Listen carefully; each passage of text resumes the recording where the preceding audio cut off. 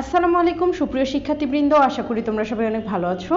আমার স্কুলের পক্ষ থেকে তোমাদের সবাইকে জানাই শুভেচ্ছা ও স্বাগত। তোমাদের বার্ষিক পরীক্ষা সিলেবাস এবং তোমাদের নমুনা প্রশ্ন এনসিটিভি থেকে প্রকাশ করা হয়েছে। বার্ষিক সামষ্টিক মূল্যায়ন নির্দেশিকা 2024, বিষয় বাংলা, শ্রেণী নবম। এখানে তোমাদের বার্ষিক পরীক্ষার একটি সংক্ষিপ্ত পাঠ্যক্রম দিয়ে দিয়েছে। এই পাঠ্যক্রমের আলোকে তোমাদের বার্ষিক পরীক্ষাটি অনুষ্ঠিত হবে। তোমাদের বাংলা বইয়ে 6টি অধ্যায় এখানে রাখা হয়েছে। এর মধ্যে থেকে আবার প্রতিটি অধ্যায় থেকে পৃষ্ঠা কমিয়ে দেওয়া হয়েছে। যেমন প্রথম অধ্যায় বিভিন্ন মাধ্যমে যোগাযোগ করি, এখান থেকে তোমরা 1 থেকে 14 পৃষ্ঠা পড়বে। দ্বিতীয় অধ্যায় প্রমিত ভাষা ব্যবহার করি, এই অধ্যায়টি তোমরা 15 থেকে 33 পৃষ্ঠা পর্যন্ত পড়বে। তৃতীয় অধ্যায় রচনা পড়ি, দৃষ্টিভঙ্গি বুঝি, এই অধ্যায়টি তোমরা 34 থেকে 77 পৃষ্ঠা পর্যন্ত পড়বে। চতুর্থ অধ্যায় ব্যাকরণ মেনে লিখতে শিখি, এই অধ্যায়টির 78 থেকে 99 পৃষ্ঠা পর্যন্ত পড়বে। পঞ্চম অধ্যায় বিবরণমূলক ও বিশ্লেষণমূলক রচনা লিখি, এর 100 থেকে 112 পৃষ্ঠা পর্যন্ত পড়বে। ষষ্ঠ অধ্যায় সাহিত্য পড়ি, সাহিত্য লিখি, এর 113 থেকে 122 পৃষ্ঠা, 139 থেকে 149 পৃষ্ঠা, 163 থেকে 171 পৃষ্ঠা এবং 180 থেকে 192 পৃষ্ঠা পর্যন্ত পড়বে। শিক্ষার্থীরা, তোমাদের এই যে 6টি অধ্যায়ের এই পৃষ্ঠাগুলো থেকেই তোমাদের এই মেইন পরীক্ষাটি অনুষ্ঠিত হবে। মূল্যায়ন কাঠামো শিক্ষণকালীন 30% এবং সামষ্টিক মূল্যায়ন 70%। এর আগের দিন আমি তোমাদের যেরকমটা বলেছিলাম, শিক্ষণকালীন মূল্যায়ন 30% এবং সামষ্টিক মূল্যায়ন 70%। প্রশ্নের ধারা ও নম্বর বন্টন। সামষ্টিক মূল্যায়ন, তোমাদের যে সামষ্টিক মূল্যায়নটি হবে, এই মূল্যায়নটির এখন আমরা প্রশ্নের ধারা ও নম্বর বন্টন দেখব। তোমাদের লিখিত পরীক্ষাটি অনুষ্ঠিত হবে 100 নম্বরের মধ্যে। এর মধ্যে আইটেম নেম, প্রশ্নের সংখ্যা, মোট নম্বর এবং সময়, এগুলো এখন দেখব। তোমাদের নৈবেত্তিক প্রশ্ন থাকবে 15টি, তোমাদের 15টি এমসিকিউ থাকবে ও 10টি এক কথায় উত্তর থাকবে। 15 আর 10 25, তোমাদের এখানে 25টি প্রশ্ন থাকবে। এই 25টি প্রশ্নের প্রতিটির নাম্বার থাকবে 1 নাম্বার করে। 25 গুণন 1 সমান 25, মানে তোমাদের এই 25 নম্বরের পরীক্ষাটি হবে এমসিকিউ ও এক কথায় উত্তরের মাধ্যমে। সংক্ষিপ্ত উত্তর প্রশ্ন, শর্ট কোশ্চেন, 10টি থেকে 10টি উত্তর দিতে হবে। তোমাদের 10টি সংক্ষিপ্ত প্রশ্ন থাকবে। আর এই সংক্ষিপ্ত 10টি প্রশ্নের প্রতিটির মান থাকবে 2 নম্বর করে, মানে 10টি প্রশ্নের উত্তর দিলে তুমি পাবে 20 নাম্বার। রচনামূলক প্রশ্ন দৃশ্যপটবিহীন, এখানে তোমাদের কোনো দৃশ্যপট থাকবে না। এই দৃশ্যপটবিহীন রচনামূলক প্রশ্নে তোমাকে 5টি থেকে 3টির উত্তর দিতে হবে।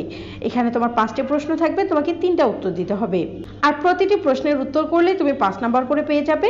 টোটাল 3 × 5 = 15, মানে তোমার এখানে 15 নম্বরের একটি পরীক্ষা হবে। রচনামূলক প্রশ্ন দৃশ্যপট নির্ভর, উপরেরটি ছিল দৃশ্যপটবিহীন, পরেরটি হচ্ছে দৃশ্যপট নির্ভর, মানে এখানে তোমার দৃশ্য দেওয়া থাকবে, এই দৃশ্য অনুযায়ী তোমার রচনামূলক প্রশ্ন 7টি থেকে 5টির উত্তর দিতে হবে। এটার একটারই নাম্বার থাকবে 8 নাম্বার করে। 5টিতে তুমি 8 নাম্বার করে পেলে 5 × 8 = 40, এখানে তোমার 40 নম্বরের পরীক্ষা হবে। আর এই প্রতিটি দৃশ্যপটের বিপরীতে তোমার 2টি করে প্রশ্ন থাকবে। শিক্ষার্থীরা, 25 + 20 + 15 + 40, এখানে তোমাদের মোট 100 নম্বর হচ্ছে। এই 100 নম্বরের পরীক্ষা তোমাদের অনুষ্ঠিত হবে। আর এই 100 নম্বরকে তোমাদের 70%-এ কনভার্ট করা হবে। এর আগে আমি তোমাদের এই বিষয়টা বুঝিয়ে দিয়েছিলাম, এই বিষয়গুলো বুঝিয়ে দিয়েছিলাম। তোমরা যারা এর আগের ক্লাসটি দেখোনি, তোমরা চাইলেই আমাদের চ্যানেল থেকে এর আগের ক্লাসটি দেখে নিতে পারো। এটি একটি নমুনা প্রশ্ন মাত্র। এই নমুনা প্রশ্নপত্রের আলোকে এই বিষয়ের প্রশ্নপত্র তৈরি করবেন। কোনোভাবেই নমুনা প্রশ্নপত্র হুবহু ব্যবহার করা যাবে না। এটা তোমাদের শিক্ষকদের উদ্দেশ্য করে বলা হয়েছে যে এটি একটি নমুনা প্রশ্ন। কোনো শিক্ষক এই নমুনা প্রশ্নটি হুবহু ব্যবহার করতে পারবেন না। এই নমুনা প্রশ্নের আলোকে তোমাদের প্রশ্নটি তৈরি করবেন। 2024 শিক্ষাবর্ষের বার্ষিক পরীক্ষা নমুনা প্রশ্ন, নবম শ্রেণী, বিষয় বাংলা, নৈবত্তিক অভিক্ষা যোগ রচনামূলক। সময় 3 ঘন্টা, পূর্ণমান 100। নৈবত্তিক অংশ মান 25, তোমাদের নৈবত্তিক অংশের মান হচ্ছে 25। বহু নির্বাচনী অভিক্ষা সঠিক বা সর্বোৎকৃষ্ট উত্তরটি খাতায় লেখো। 1 থেকে 15 এবং 1 শব্দে অথবা 1 বাক্যে উত্তর লেখো। 16 থেকে 25, প্রতিটি প্রশ্নের মান 1। এখানে তোমাদের যে নৈবত্তিক কোশ্চেনগুলো দিয়েছে, এই কোশ্চেনগুলোর উত্তর নিচে দেওয়া আছে। আমরা পরবর্তীতে তোমাদের উত্তরগুলো দেখিয়ে দিব। সম্মুখ স্বরধ্বনি কোনটি? আ, এ, ই। 2 নাম্বার, কোনটি লেখ্য প্রমিতের উদাহরণ? অসুবিধা, তুলো, দেবার, হাজারো। কোনটি কথ্য প্রমিত? লাখো, টুকরা, দেওয়া, ভিতর। 4 নাম্বার, সাধুরীতির পদ প্রমিত রীতির তুলনায় দীর্ঘতর হয় নিচের কোন শব্দশ্রেণীর ক্ষেত্রে? বিশেষ্য, বিশেষণ, যোজক নাকি অনুসর্গ? 5 নাম্বার, কোনটি বলকের উদাহরণ? তোমার পারা উচিত, তুমি পারবে, তোমার দ্বারা হবে, তোমাকে খুঁজছে বাংলাদেশ। সোম শব্দের প্রতিশব্দ কোনটি? অধুনা, অতল, সমীর, চাঁদ। 7 নাম্বার অর্বাচীন শব্দের প্রতিশব্দ কোনটি? নতুন, উপযুক্ত, পাদপ, উপহাস। তরিত শব্দের বিপরীত শব্দ কোনটি? রস্য, শ্লোথ, সচেষ্ট, বিভক্ত। তিলোত্তমা, তিল যোগ উত্তমা অভিধানের তৃতীয় বন্ধনীর মধ্যের অংশটিকে কি বলে? শীর্ষ শব্দ, শব্দের গঠন, শব্দের উৎস নাকি উচ্চারণ? 10 নাম্বার অভিধানের বর্ণক্রম অনুযায়ী নিচের কোন গুচ্ছ সঠিক? আশ, আভরণ, কার্যকর, ক্ষমা। আশ, আভরণ, ক্ষমা, কার্যকর নাকি আশ, ক্ষমা, কার্যকর, আভরণ? আভরণ, আশ, ক্ষমা, কার্যকর। এরপর তোমাদের একটি উদ্দীপক দিয়েছে এবং এই উদ্দীপকের আলোকে 11 এবং 12 নম্বর প্রশ্নের উত্তর দিতে বলেছে। পরের কারণে স্বার্থ দিয়া বলি, এ জীবন মন সকলই দাও, তাহার যে সুখ কোথাও কি আছে, আপনার কথা ভুলিয়া যাও। কবিতাংশের ভাব নিমগাছ গল্পের কোন চরিত্রে ফুটে উঠেছে? লক্ষ্মী বউ, বিজ্ঞজন, কবি নাকি কবিরাজ? 12 নম্বর সাদৃশ্যপূর্ণ ভাবটি হলো পরার্থপরতা, নিঃস্বার্থতা, উদারতা। এর মধ্যে কোনটি সঠিক? 1 ও 2, 1 ও 3, 2 ও 3 নাকি 1, 2 ও 3? 13 নম্বর আমি কোনো আগন্তুক নই কবিতায় কোন মাসে ধানের মঞ্জরির কথা বলা হয়েছে? অগ্রহায়ণ, চৈত্র, বৈশাখ নাকি কার্তিক?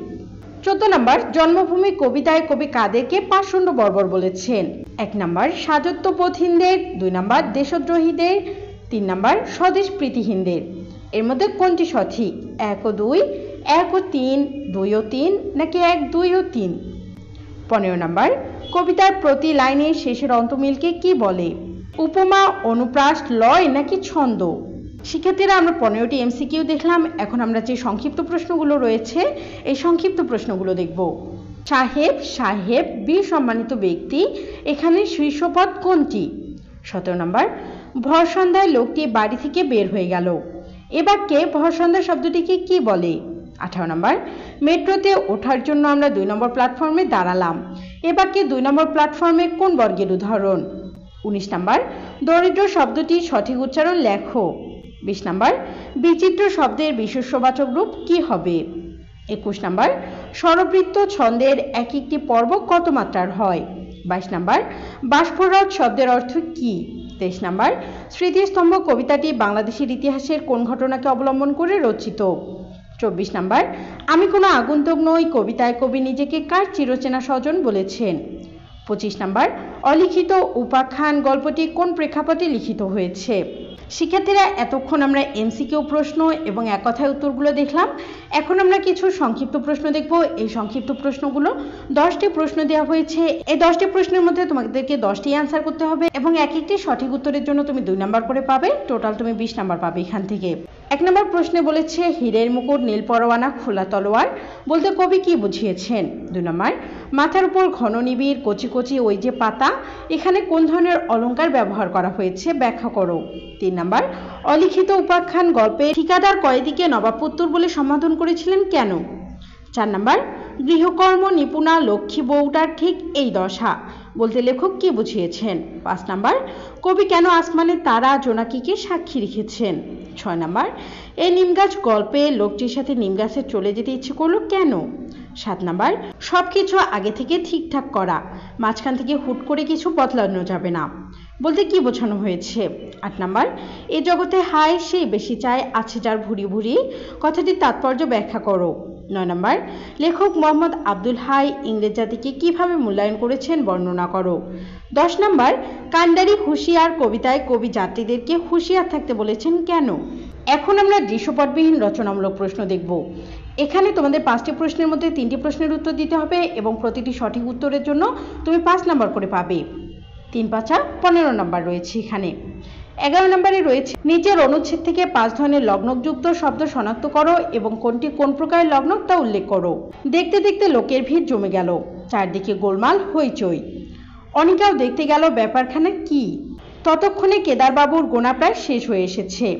তিনি 2 চোখ লাল করে লাঠিটা ঘোরাচ্ছেন আর বলছেন 98, 99, 100 কোন হতভাগা মিথ্যেবাদী বলেছিল 100 গুলে রাগ থামে বলেই ডাইনে বায়ে দুমদাম লাঠির ঘা।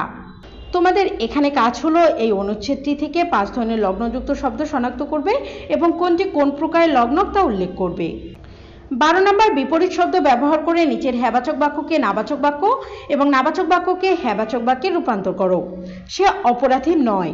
2 নাম্বার, আমি গত ক্লাসে উপস্থিত ছিলাম না। 3 নাম্বার, সাধারণত তিনি কোমল কণ্ঠে কথা বলেন। 4 নাম্বার, পরিস্থিতি আমাদের অনুকূলে নেই। 5 নাম্বার, এভাবে কাজ করলে অবনতি হবে। এরপর 13 নম্বরে রয়েছে নির্দেশনা অনুযায়ী শব্দ যোগ করে বাক্যগুলোকে উত্তরপত্রে লেখো। ওর এখন কি হবে? করুণাসূচক আবেগ যোগ করো। জলদি দোকানে যাও, পাউরুটি কিনে আনো। দ্বিতীয় বাক্যের শুরুতে যোজক যোগ করো।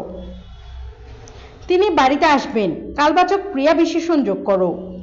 অঙ্কটা ভুল করেছো, বিশেষণ যোগ করো। বহুদিন অপেক্ষা করে আছি, অনুসর্গ যোগ করো। এরপর 14 নম্বরে বলেছে তোমার জীবনের একটি স্মরণীয় দিনে দিনলিপি প্রমিত ভাষা রীতিতে রচনা করো। 15 নম্বর, মনে করো সম্প্রতি তোমার বিদ্যালয়ের একটি বিজ্ঞান মেলা অনুষ্ঠিত হয়েছে, সেখানে আরও 2টি বিদ্যালয় অংশগ্রহণ করেছে। উক্ত বিজ্ঞান মেলা সম্পর্কে একটি তথ্যমূলক রচনা লেখো। রচনা লেখার সময় নিচের বিষয়সমূহ বিবেচনায় আনতে হবে। ক নম্বর, মেলার উদ্বোধন। খ নম্বর, প্রতিযোগী ও তাদের প্রজেক্ট। গ নম্বর, পুরস্কার ও সমাপনী পর্ব। এরপর রচনামূলক প্রশ্ন দৃশ্যপট নির্ভর।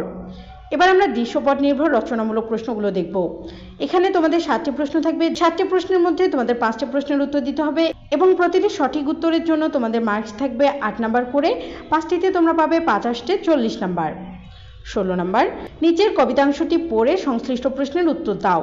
ধনধান্য পুষ্প ভরা আমাদেরই বসুন্ধরা, তাহার মাঝে আছে দেশ এক সকল দেশের সেরা। ও সে স্বপ্ন দিয়ে তৈরি সে দেশ স্মৃতি দিয়ে ঘেরা, এমন দেশটি কোথাও খুঁজে পাবে না কো তুমি, সকল দেশের রানী সেজে আমার জন্মভূমি। ক নম্বর, উপরের কবিতাংশটি পল্লিমা কবিতার কোন ভাবকে প্রতিফলিত করে তা ব্যাখ্যা করো।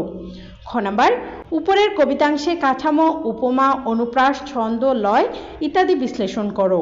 তোমাদের দৃশ্যপট নির্ভর প্রশ্নগুলোর 2টি করে অংশ রয়েছে, ক এবং খ করে। এগুলোর একটিতে 4 নাম্বার করে, এটাতে 4 নাম্বার এবং এটাতে 4 নাম্বার, টোটাল 8 নাম্বার। একটি দৃশ্যপটের জন্য তোমরা 8 নাম্বার পাবে এবং এগুলোকে 2টি করে প্রশ্নে বিভক্ত করা। এবার 17 নম্বর প্রশ্নটি দেখো। নিচের গদ্যাংশটি পড়ে সংশ্লিষ্ট প্রশ্নের উত্তর দাও। চিন্তার চর্চা মানুষের জীবন দর্শনের প্রধান উপাদান, কিন্তু বর্তমানে বিশ্ব ব্যবস্থায় আমাদের মানব সমাজে চিন্তার রাজ্য থেকে নির্বাসন নিয়ে কেবল যন্ত্রণা নির্ভরই হচ্ছে তা নয়, অধিকন্তু আমরা নিজেরাই আজ একটি যন্ত্রে পরিণত হয়েছি।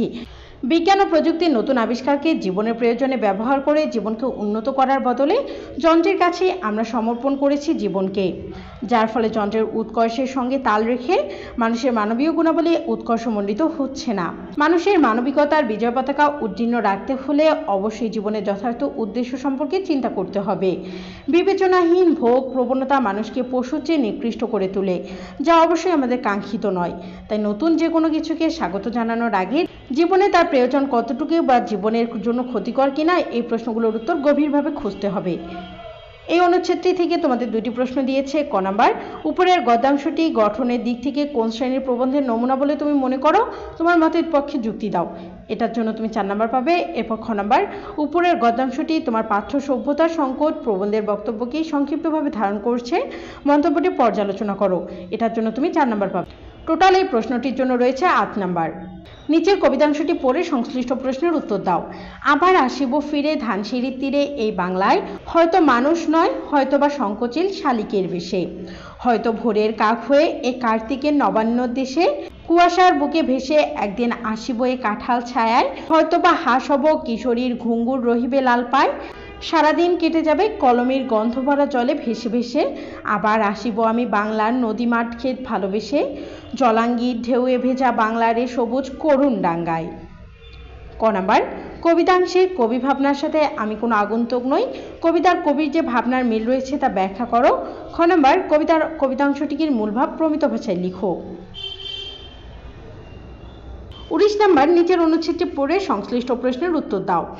স্বামীর মৃতদেহের সাথে বিধবা স্ত্রীকে জীবন্ত দাহ করার রীতি সতীদাহ নামে পরিচিত। প্রাচীনকাল থেকে ভারতবর্ষের হিন্দু সমাজে এ রীতি চলে আসছিল। যে নারী তার যথাসর্বস্ব দিয়ে স্বামী, সন্তান ও সংসারের জন্য কাজ করে গেল, সেই নারীকেই মৃত স্বামীর সাথে জীবন্ত পুড়িয়ে দেওয়া হতো। অথচ কোনো স্ত্রী মারা গেলে তার সাথে স্বামীকে দাহ করা হতো না। ঈশ্বরচন্দ্র বিদ্যাসাগর ও রাজা রামমোহন রায়ের কাছে বিষয়টি খুবই আপত্তিকর ও বেদনাদায়ক মনে হলো। তারা সতীদাহ প্রথা বন্ধের জন্য ইস্ট ইন্ডিয়া কোম্পানি সরকারের সাথে দেন দরবার শুরু করলেন। বিষয়টি আদালত পর্যন্ত গড়ালো। তৎকালীন সমাজপতি ও ব্রাহ্মণ সমাজ শক্ত প্রতিপক্ষ, কিন্তু শেষ পর্যন্ত বিদ্যাসাগর ও রামমোহন রায়েরই জয় হলো। লর্ড উইলিয়াম বেন্টিং 1829 সালে সতীদাহ প্রথা বাতিল ঘোষণা করলেন। ক নাম্বার, অনুচ্ছেদে সতীদাহ প্রথার মধ্যে নিমগাছ গল্পের যে দিকটি ফুটে উঠেছে তা ব্যাখ্যা করো। এর আরেকটি প্রশ্ন রয়েছে। আরেকটি প্রশ্ন হলো, অনুচ্ছেদে ঈশ্বরচন্দ্র বিদ্যাসাগর ও রামমোহন রায় কি বনফুলের প্রত্যাশা পূরণ করতে পেরেছেন? নিমগাছ গল্পের আলোকে যুক্তি দাও। নিচের ছবিটি কৌশিক সরকারের আঁকা। ছবিটি ভালোভাবে পর্যবেক্ষণ করো এবং সংশ্লিষ্ট প্রশ্নের উত্তর দাও। ক নাম্বার, ছবির বিষয় এবং চিত্রশিল্পী বা চিত্রগ্রাহকের দৃষ্টিভঙ্গি কি বর্ণনা করো। খ নাম্বার, ছবিটি স্মৃতিস্তম্ভ কবিতার মূল চেতনা তুলে ধরে কি? তোমার উত্তরের পক্ষে যুক্তি দাও। তোমরা ছবিটির দিকে লক্ষ্য করো। ছবিটি দেখে কি মনে হচ্ছে? এই ছবিটি কার? ছবিটি আবু সাঈদের মতো লাগছে না? বৈষম্য বিরোধী ছাত্র আন্দোলনের সময় যে আবু সাঈদ বুক পেতে দিয়েছিল, বুকের ভিতর ভীষণ ঝড়, বুক পেতেছে গুলিকর, এই হলো সে আবু সাঈদের ছবি। নমুনা উত্তর অষ্টম শ্রেণী বাংলা। এখানে অষ্টম শ্রেণী হবে না, এটি নবম শ্রেণীর, এটি তোমাদেরই। উত্তরপত্র মূল্যায়নে বিবেচ্য বিষয়সমূহ। পরীক্ষার্থীর উত্তর নমুনা উত্তরের হুবহু চাওয়া প্রত্যাশিত নয়। পরীক্ষার্থীর উত্তর এ নমুনা উত্তরের চেয়ে ভালো, সমমানের বা খারাপ হতে পারে। প্রদত্ত নমুনা উত্তরের কোনো বিকল্প সঠিক উত্তরও থাকতে পারে। উত্তরপত্র মূল্যায়নকারীকে পরীক্ষার্থীর সঠিক বিকল্প উত্তর বিবেচনায় এনে নম্বর প্রদান করতে হবে। উত্তরপত্র লেখার ক্ষেত্রে পরীক্ষার্থীর শব্দ চয়ন, বাক্য গঠন ও উপস্থাপন কৌশল প্রদত্ত নমুনা উত্তর থেকে ভিন্ন হওয়াই স্বাভাবিক। পরীক্ষার্থী প্রত্যাশিত স্তর অনুযায়ী লিখতে পারলে ওই স্তরের জন্য পূর্ণ নম্বর পাবে, সেজন্য হাফ নম্বর দেওয়া যাবে না। মানে তোমরা যে উত্তরগুলো লিখবে এই উত্তরের জন্য কখনো অর্ধেক নাম্বার দেওয়া চলবে না, হয় 1 নম্বর না হয় 2 নম্বর, মানে পূর্ণ নম্বর দিতে হবে।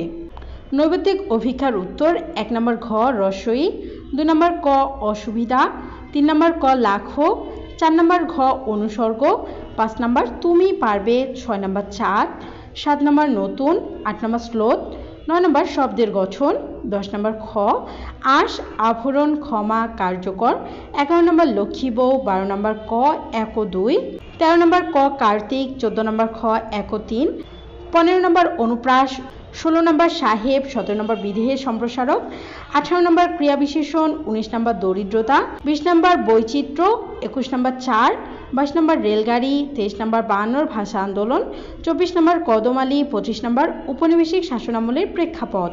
শিক্ষার্থীরা, এই ছিল তোমাদের নবম শ্রেণীর বাংলা নমুনা প্রশ্ন। আশা করি তোমরা প্রশ্নটি বুঝতে পেরেছো।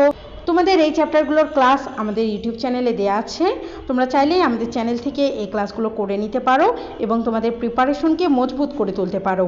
আর তোমরা কে কে চাও এখানে যে প্রশ্নগুলো রয়েছে এই প্রশ্নগুলোর আলোকে আমি তোমাদের পরীক্ষায় যেরকম কোশ্চেন আসবে এরকম যেন সাজেশন ক্লাস নেই, তা আমাকে কমেন্ট বক্সে জানিয়ে দিও।